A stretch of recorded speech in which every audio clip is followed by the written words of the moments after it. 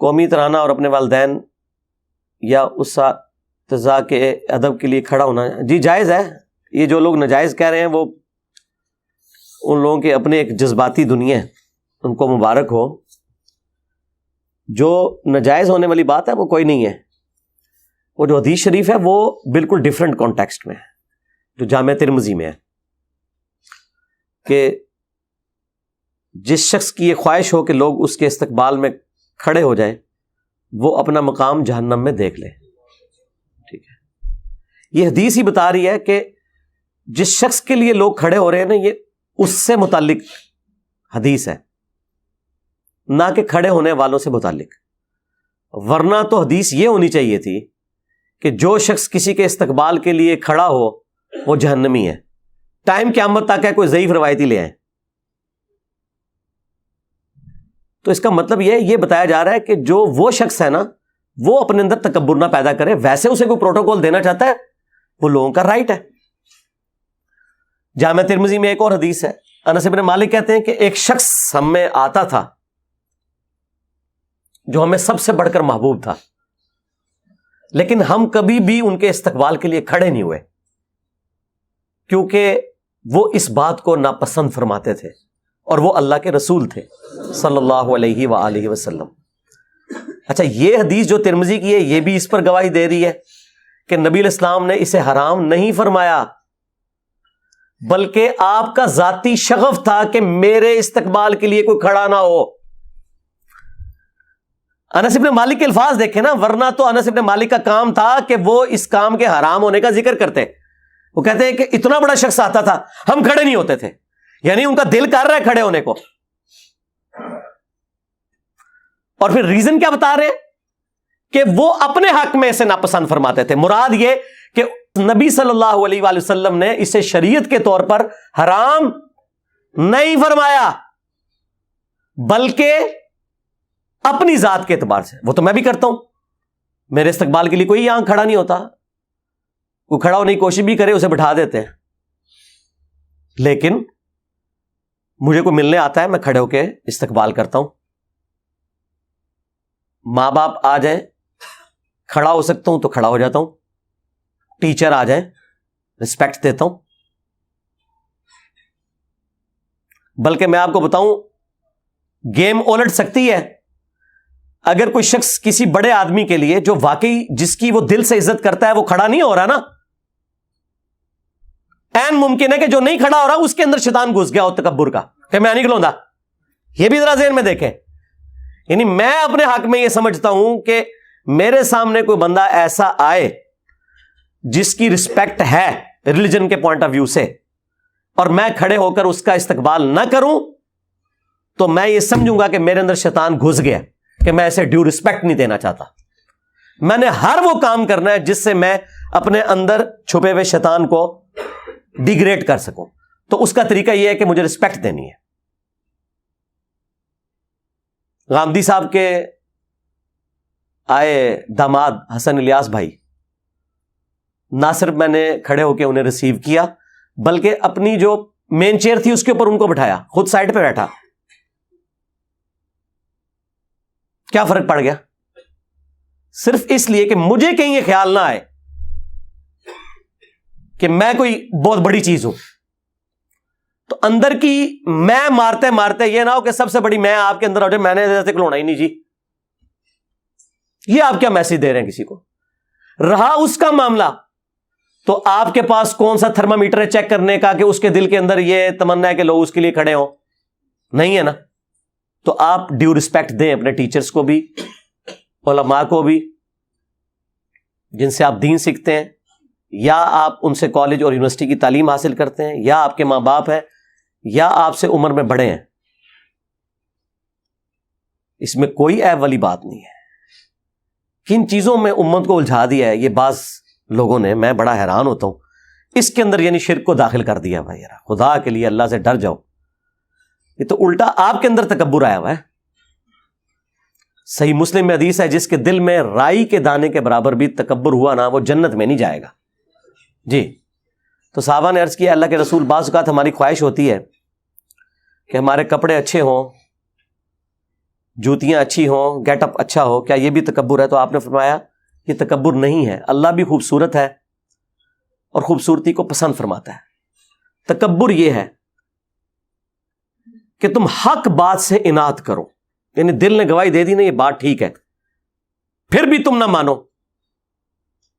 واقعی اس سے بڑا تو تکبر ہو ہی نہیں سکتا نا، کہ قرآن و سنت کی کوئی بات آ جائے اور بندہ کہ میں نے نہیں ماننی، اور اللہ کے فضل سے، بلکہ کہنا چاہیے اللہ کے غضب سے دیندار طبقے میں یہ بات پائی جاتی ہے کہ آپ اسے بخاری مسلم سے نماز کا طریقہ بھی بتا دیں، کیسا تکبر اس کے اندر جھلکتا ہے۔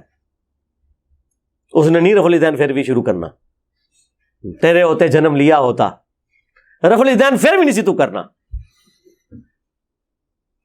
اسے دکھا دیں ایاک نعبد و ایاک نستعین، اس نے پھر بھی بابوں کو ہی پکارنا ہے، یہ تکبر۔ تو فرمایا تکبر یہ ہے کہ تم حق بات سے اناد کرو اور دوسروں کو حقیر جانو۔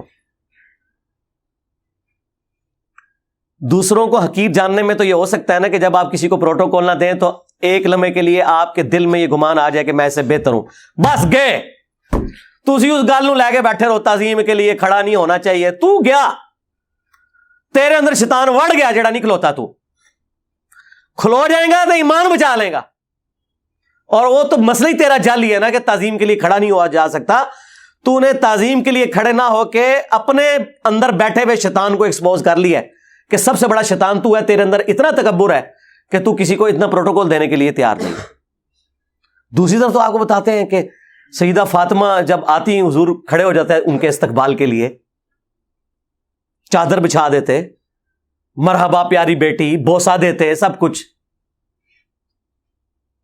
یار یہ نارمز ہوتی ہیں، یہ کون سا دین تم لوگ سکھا رہے ہو آ کے؟ اکثر مجھے بھی لوگ بھیجتے رہتے ہیں جو ڈاکٹر سرار صاحب نے، یا ڈاکٹر سرار صاحب نے کہہ دیا تو بس اللہ تعالیٰ ان کی غلطی سے درگزر فرمائے، ٹھیک ہے، غلطی کسی کو بھی لگ سکتی ہے۔ بخاری مسلم دونوں میں حدیث ہے، سعد ابن معاذ رضی اللہ تعالیٰ عنہ اوس کے سردار تھے۔ یہ دو ڈومیننٹ بندے ہیں سعد نام کے، انصار مدینہ میں سے، سعد ابن معاذ اور سعد ابن عبادہ۔ سعد ابن معاذ اوس کے سردار اور سعد ابن عبادہ خزرج کے سردار، ان دونوں کی وجہ سے ہی اسلام پھر پھیلا ہے۔ تو سعد ابن معاذ کو غزوہ خندق کے موقع پر ایک تیر لگا ان کے گھٹنے میں، زخم لگ گیا ان کو۔ پھر انہوں نے دعا بھی کی تھی کہ اے اللہ اگر مشرکین عرب سے کوئی جنگ اب باقی نہیں ہے نا نبی علیہ السلام کی، اور عرب کی سرزمین میں آپ کا غلبہ ہو چکا، تو اسی زخم سے مجھے شہادت کی موت دے دینا۔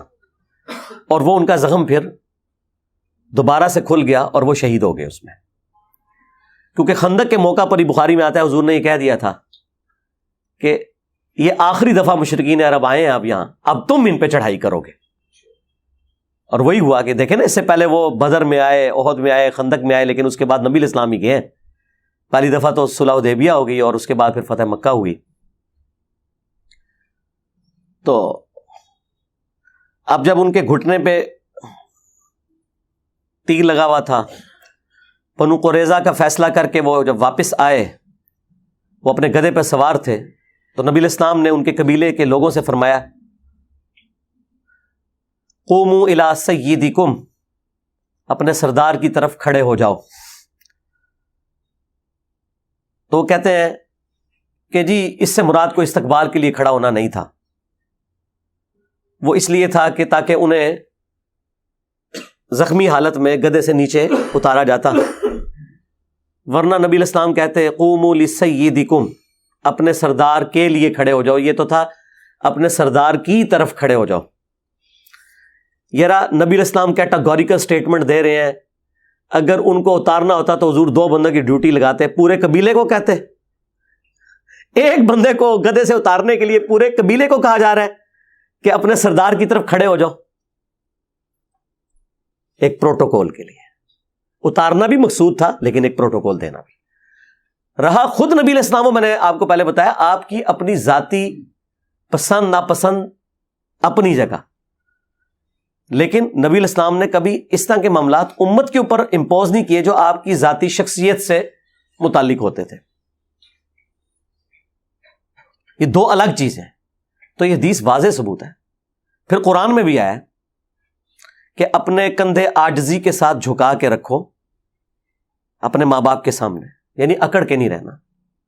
حد رکوع اگر نہ جھکا جائے تو آپ اپنا سر بھی یوں جھکا سکتے ہیں، ٹو باؤ ڈاؤن کسی کے سامنے رسپیکٹ کے طور پر. ایک آپ کے والد یا والدہ آئی ہیں، انہوں نے آپ کے سر پہ ہاتھ پھیرنا ہے تو آپ یوں ایسے ہو سکتے ہیں، جھک سکتے ہیں ان کے سامنے. اس میں کیا مسئلہ ہے؟ ہاتھ بھی چوم سکتے ہیں، لیکن اس میں آپ نے حد رکوع پھر بھی نہیں جھکنا. ہاتھ آپ اٹھائیں اور چومیں، اتنا جھک لیں کہ آپ کے ہاتھ گھٹنوں تک نہ جائیں، یعنی حد رکوع نہ ہو. میں نے غامدی صاحب کے ہاتھ چومے تھے، وہ لوگوں نے بڑی نیچے، علماء نے بھی اعتراض کرنے شروع کر دیے، دیکھو جی ہمارے علماء کی تو رسپیکٹ نہیں کرتا اور ادھر دیکھو یہ کر رہا ہے. یہ رہا آپ کے بھی علماء کے اس وقت بھی چومتے رہے، اب بھی چومتے ہیں اللہ کے فضل سے. اگر چومنے سے آپ لوگ خوش ہوتے ہیں نا، میرے وہ استاد جنہوں نے مجھے بچپن میں قرآن پڑھایا ہوا نا، ابھی بھی کٹر بریلوی مجھ سے نفرت کرتے ہیں، وہ ابھی بھی آتے ہیں، میں ان کے ہاتھ چومتا ہوں اسی طریقے سے. مجھے کیا فرق پڑتا ہے یار؟ رسپیکٹ اپنی جگہ آپ نے دینی ہے، ٹھیک ہے. جس سے آپ نے کچھ بھی علم حاصل کیا آپ نے اسے ڈیو رسپیکٹ دینی ہے. صحابہ کرام نبی علیہ السلام کے مبارک ہاتھوں کو چومتے تھے، بلکہ وہ ترمذی میں اور ابو داؤد میں تو حدیث ہے، وہ چند یہودی آئے تھے، انہوں نے تو نبی علیہ السلام کے پاؤں مبارک بھی چومے تھے. لیکن یہ پاؤں والا پروٹوکول صرف نبی علیہ السلام کا ہے. ہاں یہ ذہن میں رکھیے گا، ہم پاؤں چومنے کے کسی کے حق میں بھی قائل نہیں ہے سوائے رسول اللہ صلی اللہ علیہ وآلہ وسلم کے. البتہ ہاتھ چومنا وہ آپ کسی بھی رسپیکٹیبل پرسنالٹی کے ہاتھ چومیں بغیر رکوع تک جھکے ہوئے، ہاتھوں کو بلند کریں اور چومیں. اس کے ثبوت میں وہ حدیث موجود ہے الادب المفرد کے اندر. امام بخاری نے الگ سے آداب کے اوپر ایک کتاب لکھی ہے الادب المفرد. اس میں وہ لے کے آئیں کہ سلمہ ابن اکوع رضی اللہ تعالیٰ عنہ جو درجنوں میل تک پیدل دوڑ سکتے تھے، اور نبی علیہ السلام نے کہا تھا کہ ہمارے پیادوں میں سلمہ بن اکوع سے بہتر شخص کوئی نہیں ہے. جس طرح وہ آج کل آپ وہ ریڈ انڈینز کو یا افریقنز کو دیکھتے ہیں نا، تھکتے ہی نہیں ہیں. صحابہ کرام میں سلمہ ابن اکوع تھے، یہ اکیلے بھاگ کے گئے تھے اور نبی علیہ السلام کے اونٹ چھڑوا کے لے آئے تھے. بخاری میں آتا ہے وہ جو چند قبیلے کے لوگوں نے حضور کے وہ اونٹ ہانک کے لے گئے تھے. تو ان کو دو تابعین ملنے کے لیے آئے، بس گفتگو شروع ہوئی تو سلمہ ابن اکوع نے کہا کہ یہ میرے ہاتھ ہیں جن سے میں نے حضور کے ہاتھوں پر بیعت کی ہوئی ہے. بس یہ بات کرنی تھی نا، وہ تابعین ایک دم کھڑے ہوئے اور انہوں نے ان کے ہاتھوں کو پکڑ کے بوسہ دیا.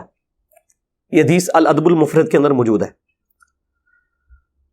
اور اس سے یہ بھی ثابت ہوا کہ سلمہ ابن اکوع نے اپنے دونوں ہاتھوں کا ذکر کیا کہ حضور کے ساتھ انہوں نے اس سے مصافحہ اور بیعت کی، اور دوسرا تابعین نے حضور کی نسبت کی وجہ سے اس صحابی کے ہاتھوں کو چوما کہ یہ وہ ہاتھ ہیں جنہوں نے ہمارے نبی کے ہاتھوں میں ہاتھ دیا ہوا ہے.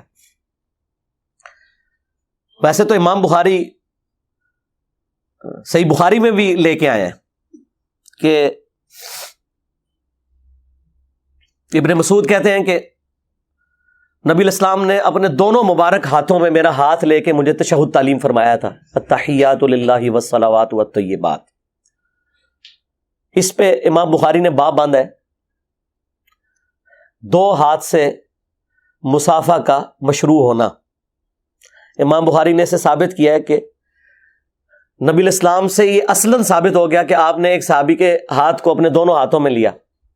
اب یہ جب ہم اہل حدیث کو بتاتے ہیں کہ یار یہ تو بخاری میں لکھا ہوا ہے، اوپر امام بخاری نے اس سے رزلٹ بھی نکالا ہے، ایون اوپر چیپٹر کی ہیڈنگ میں وہ لے کے بھی آئے ہیں اسلاف کے بارے میں کہ وہ دو ہاتھ سے مصافحہ کرتے تھے.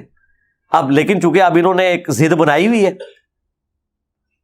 وہ کہتے ہیں یہ امام بخاری کا اپنا فہم ہے، ہم نہیں مانتے. تو پھر میں نے انہیں الادب المفرد سے یہ حدیث پیش کی تھی موقوفاً سلمہ ابن اکوع والی کہ یار یہ تو ثابت ہے. کہتے نہیں جی وہ ابن مسعود کا تو ایک ہاتھ تھا اور حضور کے دو ہاتھ تھے. شرم کرو یار، تم امیجن کر سکتے ہو کہ اللہ کے نبی کسی کا ہاتھ پکڑیں، اپنے دونوں ہاتھوں سے, اور وہ اتنا متکبر ہو کہ اس نے دوسرا ہاتھ سائڈ پہ رکھا ہوا ہو, یہ ہو ہی نہیں سکتا. میرا ہاتھ کوئی دو ہاتھوں سے پکڑ لینا, اب یہ تصویر کھنچواتے وقت میں ایک ہاتھ کندھے پہ رکھتا ہوں دائیں ہاتھ سے, میں تو کوئی اگر وہ دونوں ہاتھ پکڑے تو میں اس سے ایک ہاتھ چھڑواتا ہوں. میں کہتا ہوں نہیں یار, میرے چونکہ اب ایک ہاتھ ہے تو یہ ایک پروٹوکول لگتا ہے کہ تم ایک ہاتھ سے ہی کرو, ورنہ تم میرے ہاتھ کو دونوں ہاتھوں سے پکڑو تو یہ میرے اندر تکبر ہے کہ میں دوسرا ہاتھ استعمال نہ کروں, تو میں پھر وہ دوسرا ہاتھ ہٹوا دیتا ہوں. ہاں جب کبھی آمنے سامنے ملاقات ہو میں دو ہاتھ سے ہی سلام لیتا ہوں آخری درجے تک. یہ بھی تو تکبر ہے کہ ایک بندہ آپ سے دو ہاتھ سے سلام لے رہا ہے اور آپ اس کے آگے ایک ہاتھ کر رہے ہیں, یا نہیں آپ کو تکبر نظر آتا؟ اصل چیز یہ ہے کہ تکبر کس چیز میں ہے. اگر کسی چیز میں اصلاً تکبر ہے نا, اس سے آپ نے بچنا ہے. ہو سکتا ہے آپ تعظیم میں نہ کھڑے ہوں, اس میں آپ کے اندر تکبر گھسا ہو. اگلے کو تو بچا رہے ہیں, خود اپنا بیڑا غرق کر رہے ہیں. ٹھیک ہے, آپ اپنی فکر کریں, اگلے کو چھوڑیں, اگلے نے اپنا فیصلہ خود کرنا ہے, وہ آپ نے نہیں کسی کا فیصلہ کرنا. یہ ذہن میں رکھیے گا. میں علماء کو کہتا ہوں زرق برق لباس نہ پہنے, لیکن میں نے اسپیسیفکلی کبھی کسی عالم دین کا نام لے کے یہ نہیں کہا کہ یہ ابو داؤد کی حدیث ہے جس نے دنیا میں شہرت کا لباس پہنا, اللہ تعالیٰ قیامت کے دن اسے ذلت کا لباس پہنائے گا. ہم یہ جنرل تو بات کریں گے, لیکن اسپیسیفکلی کسی کے اوپر فٹ کیسے کر دیں؟ ترغیب ہی دلا سکتے ہیں کہ ترمذی میں حدیث ہے جس نے دنیا میں استطاعت کے باوجود اچھا لباس ترک کر دیا اور سادہ لباس پہنا, اللہ تعالیٰ پبلکلی قیامت کے دن اسے جنتی حلہ پہنائے گا کہ اس نے میری وجہ سے دنیا میں سادگی اختیار کی تھی. تو ہم یہ ترغیب تو دلا سکتے ہیں, لیکن ہم لوگوں کو یہ تو نہیں کہہ سکتے کہ اگر کسی نے مہنگا لباس پہنا تو وہ اتار دے, یا وہ تکبر کر رہا ہے. معاذ اللہ, ہم کیوں ایسے کسی کے بارے میں بدگمانی کریں؟ ترغیب دلائیں گے, اس کا اور اللہ کا معاملہ ہے. ہمارا کام صرف قرآن و سنت کی روشنی میں سچ بات, حق بات پہنچانا ہے. مانتا ہے مانے, نہیں مانتا نہ مانے. تو یہ بات شروع ہوئی تھی وہ تعظیم کے لیے کھڑے ہونے, تو دو چار باتیں جو میرے دماغ میں ہی میں نے کر دی تاکہ یہ فتنہ بھی دب جائے. خام خواہ ان چھوٹی چھوٹی چیزوں کو اس حوالے سے مصیبت بنایا ہوا ہے. یہ آپ نے اپلائی کرنا ہے نا, اپنے اوپر کریں, کسی کے اوپر نہ اپلائی کروائیں. یعنی آپ اپنے لیے نہ کسی کو کھڑے ہونے دیں, لیکن کسی کو یہ کیوں کہتے ہیں کہ آپ فلاں فلاں کے لیے نہ کھڑے ہو؟ یہ کون سا دین ہے یار؟ اپنی طرف سے آپ نے اپنی خواہشات کو دین کا نام دیا ہوا ہے, یہ کام چھوڑ دیں. اور جو احادیث آپ پیش کرتے ہیں وہ بالکل ان کا کوئی لینا دینا نہیں ان معاملات کے ساتھ. وہ میں نے ساری احادیث خود ایکسپلین کر دی ہیں اور بارہا کر چکا ہوں, اور الحمدللہ میں اپنے اوپر عامل ہوں کہ میں اپنے استقبال کے لیے کسی کو کھڑا نہیں ہونے دیتا.